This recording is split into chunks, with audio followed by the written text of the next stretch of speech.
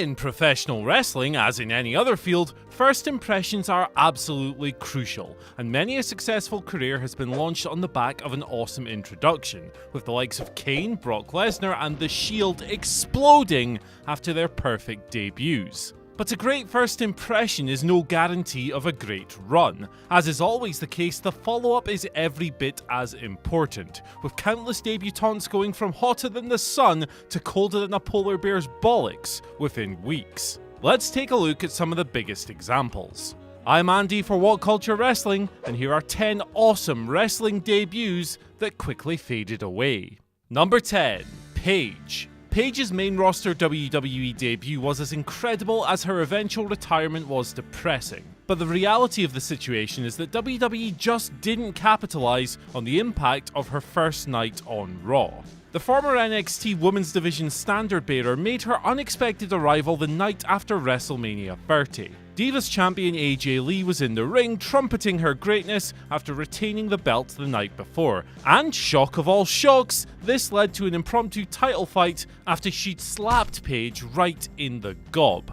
At just 21 years old, Paige shocked the world by quickly defeating AJ to become one of the youngest title holders in WWE history. An entire division was turned on its head, but sadly, the impact soon wore off as weak champion syndrome kicked in and Paige was losing non-title matches all over the place, her character development was non-existent, and she was made to look weak and powerless before dropping the strap back to Lee in June. Number 9. Mike Awesome.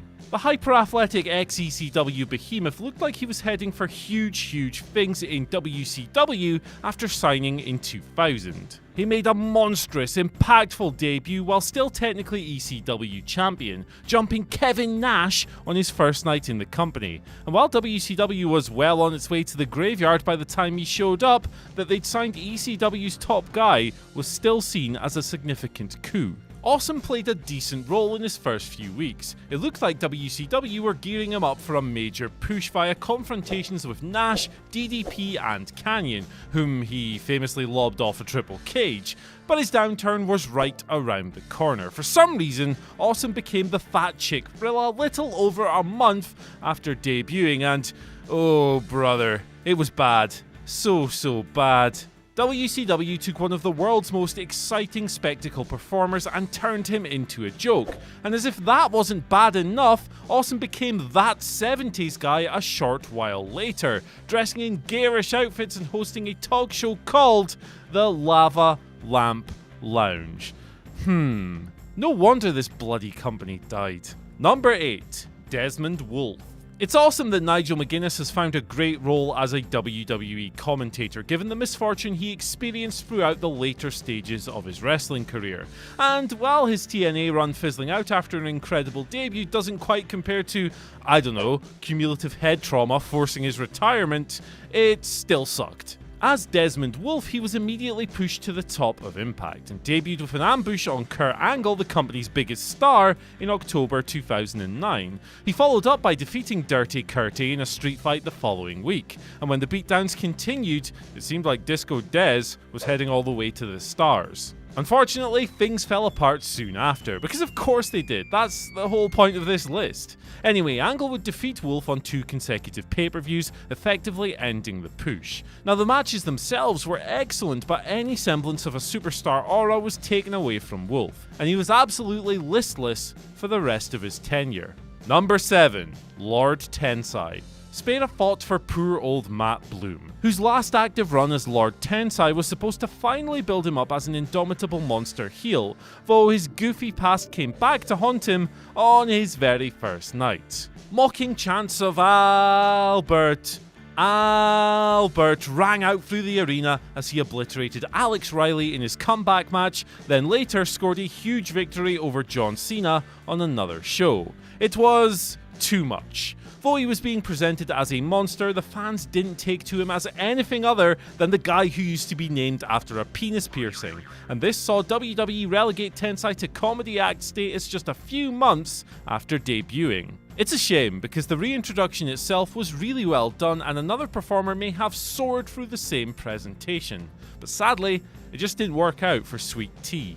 Number 6. Tazz. The undefeated Kurt Angle opened Royal Rumble 2000 with a smug, gloating promo ahead of his match with an unannounced opponent. His arrogance was through the roof, and regardless of who he was facing, the idea of losing was inconceivable to him.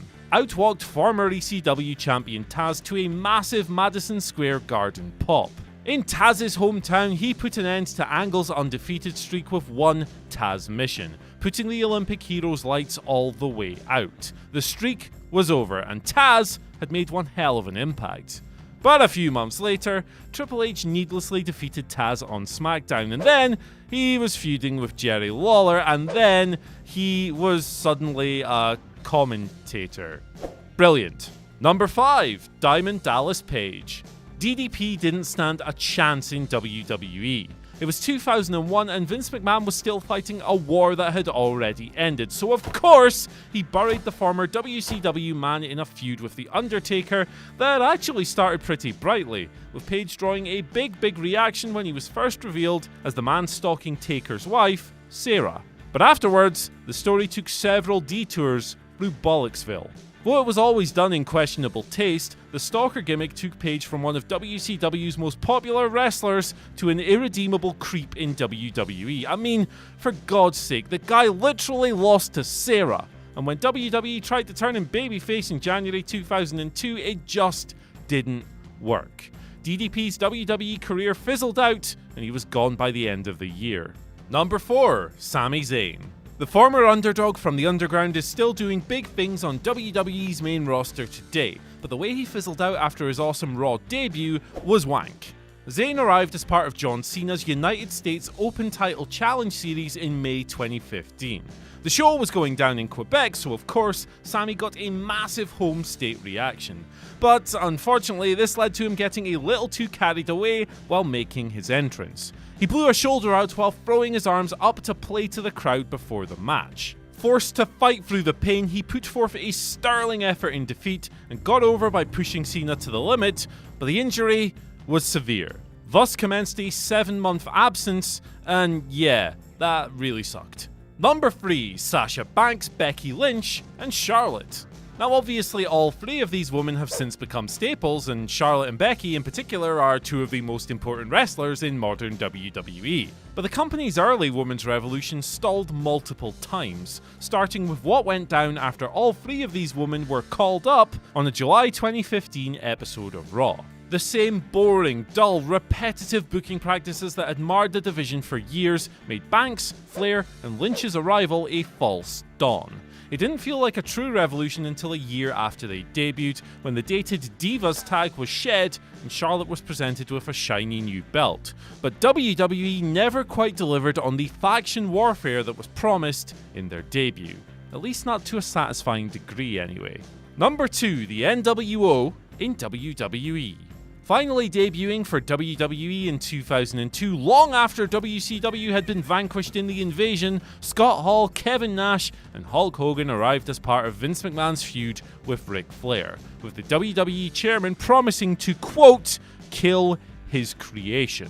It was scorched earth. And when the NWO came out at No Way Out 2002, it felt huge. And it was, but at the same time, it really wasn't. These guys weren't treated as hated heel invaders, but cool, returning heroes. So that totally flipped the alignment scale. It messed everything up. Rather than being booed, these guys were getting deafening cheers. And then, to the shock of absolutely nobody, Kevin Nash got himself injured. And then, Scott Hall was unfortunately fired after the infamous plane ride from hell that May, having already asked for his release. And while Shawn Michaels, Booker T, X-Pac, and The Big Show drifted in and out of the stable, they'd lost their steam, and they were quietly disbanded by July. The whole thing lasted just a handful of months. And at number 1, The Nexus. The Nexus debut was unlike anything we'd seen before, as they literally destroyed Monday Night Raw during a match between CM Punk and John Cena, starting with Wade Barrett and the other rookies from NXT's first season hitting the ring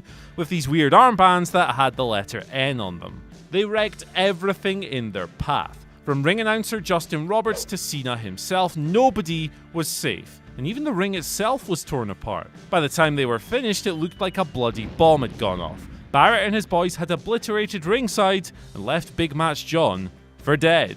And then came the burials.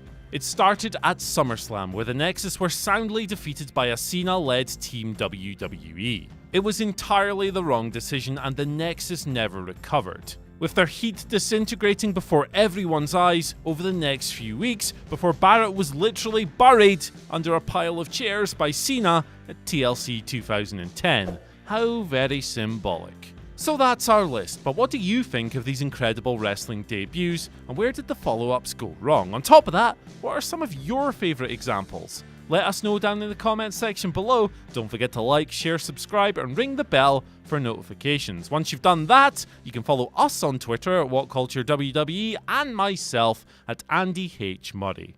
Bye!